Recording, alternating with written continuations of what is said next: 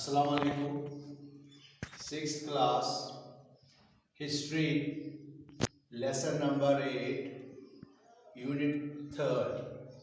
Dear students, आज हम फिर वीडियो के ज़रिए आपसे मिल रहे हैं। जैसे आपको पता है, पिछली जो हमने लेसन पढ़ा था हिस्ट्री में, वो religion of Buddhism and Jainism के बारे में हमने बातें की थी। और इस तरह से हमने देखा था कि जो उस वक्त हिंदुस्तान के हालात थे वो ज़्यादा बड़ा नहीं था, क्योंकि जो हिंदुस्तान की हुकूमत थी वो किंगडम्स में थी। किंगडम मीन्स छोटी छोटी रियासतों पे मबनी बहुत सारे रूलर्स काम करते थे। अब जो आज का टॉपिक है वो है first empire, the Mauryas. Mauryas जो थे ये हिस्टोरिकली एक इतनी बड़ी एम्पायर थी कि उस वक्त सबसे फर्स्टली पहला ऐसा हिस्टोरिक एम्पायर बना था कि जिसका बादशाह, जिसकी हुकूमत, जिन लोगों ने हुकूमत की, उनकी हुकूमत हिंदुस्तान में ईस्ट और वेस्ट से या ईस्ट और साउथ तक बहुत फैली हुई थी। इससे पहले जो हमने देखा था किंगडम्स के दौर में, जब जहाँ महाजनपदास हुकूमत करते थे, छोटे छोटे हुक्मरान, वो उतनी बड़ी हुकूमत नहीं थी। हिंदुस्तान छोटे छोटे टुकड़ों में बटा था। अब हम मौर्यस जो है, ये मौर्य लोग जो है, मौर्यन एम्पायर जो है, ये हिस्ट्री में, एंशिएंट हिस्ट्री में सबसे बड़ी एम्पायर माना जाता है, पहली एम्पायर माना जाता है। क्यों? क्योंकि जो इनका रूल था हिंदुस्तान में, मगध ईस्ट में, मगध से लेके केरल साउथ तक थी इनकी हुकूमत। यानी ईस्ट में अगर हम मगध से लेते हैं स्टार्ट, वहाँ यानी नॉर्थ से केरल साउथ तक इनकी हुकूमत थी। यानी बहुत बड़ी एम्पायर इनकी बनी थी हिंदुस्तान में। इनके बहुत सारे रूलर्स थे, मशहूर रूलर्स थे, जिनमें बिंदुसारा, अजातशत्रु और अशोका था। और सबसे बड़ा जो था वो चंद्रगुप्त मौर्य है। चंद्रगुप्त मौर्य ने ही हुकूमत is called founder of this dynasty Mauryas.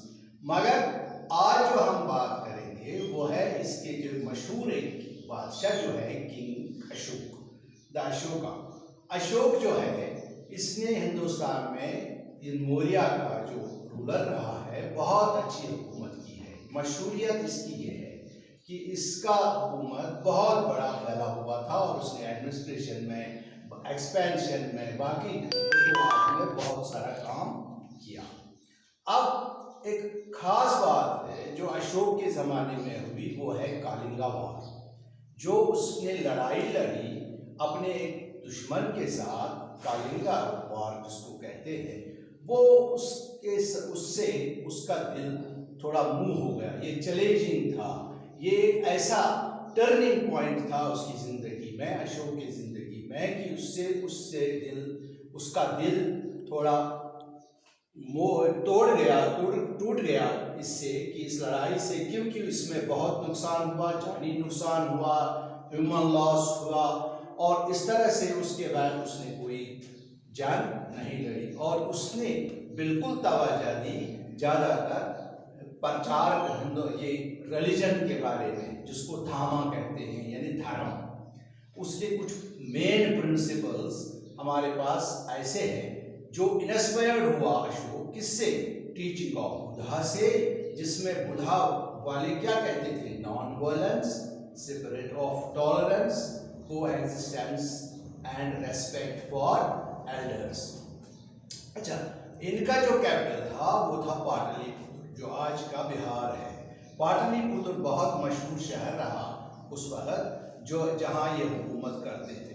और अशोका ने जब ये चेंज वार के बाद, जंग के बाद अपना माइंड चेंज किया, तो सारा कुछ उसने थोड़ा बुद्धिज़्म को फैलाने में उसके लिए बहुत सारे मेजर्स उठाए और बहुत अपने मुल्क में ऐसे निज़ाम कायम किया जिससे इस रिलीजन का प्रचार हुआ, दूर दूर तक फैला। वो हम आगे भी इंशाल्लाह दूसरे वीडियो में देखेंगे कि डिटेल में जो इसने रिलीजन के लिए काम किया, उसके लिए उसने क्या कुछ किया। और इस तरह से जैसे मैंने बताया कि ही अडॉप्टेड बुद्धिज़्म।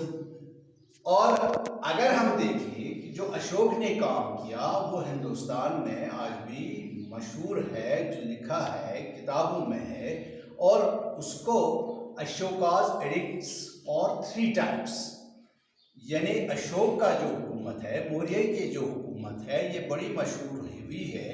रॉक्स पे इस पे लिखा गया है, रॉक्स पे इसका हमें मिला है सबूत जो इसने काम किया है। एंड पिलर्स एंड केव्स, यानी अशोक के ज़माने में रॉक्स पर, पिलर्स पर एंड केव्स पे बहुत कुछ सारा कुछ इंस्क्रिप्शंस लिखा है या दिखाया गया है, जिसमें ये उसकी हुकूमत और एडमिनिस्ट्रेशन के बारे में दिखाया गया है। एडमिनिस्ट्रेशन की अगर हम बात करेंगे तो उसकी एडमिनिस्ट्रेशन बहुत बड़ी सेंट्रल एडमिनिस्ट्रेशन थी, जो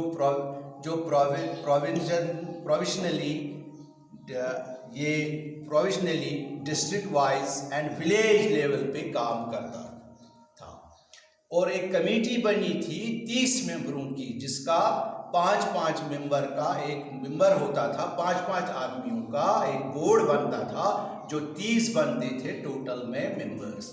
और उनका काम क्या था? उनका काम था जो 5 नफरी का, 5 आदमियों का जो बोर्ड बनता था, ये क्या करता था, इनका काम क्या था? मुख्तलिफ डिपार्टमेंट का काम देखना और उसकी परस्तिश करना। यानी बहुत सारे डिपार्टमेंट्स उसी वक्त से वजूद में आए हिंदुस्तान में। उनका काम था, पहला अगर हम देखें, collection of taxes, trade and commerce के बारे में जानकारी रखना, और comfort and security of foreigners. और चौथी बात जो वो ये काम करते थे वो था registration of births and deaths. और 5वां इंडस्ट्री, यानी इंडस्ट्री के बारे में देख रखाव उनका काम जिम्मा था। अच्छा, ये तो बात हुई अशोक के बारे में, जो आपके किताब में लिखा भी है। इसके बारे में डिटेल इसके पॉइंट्स है, मैंने आपको थोड़ा कुछ पॉइंट्स बताए आपको समझाने के लिए इस मौर्यन एम्पायर के, जो ये फर्स्ट मौर्यन एम्पायर है। इंशाल्लाह इससे आगे जो इसमें होगा, ये इसके बारे में, मुख्तलिफ बादशाहों के बारे में या अशोक के बारे में और एडमिनिस्ट्रेशन के बारे में इन डिटेल हम दूसरे वीडियो में मिलेंगे। इंशाल्लाह आज के लिए इतना ही। अस्सलाम वालेकुम।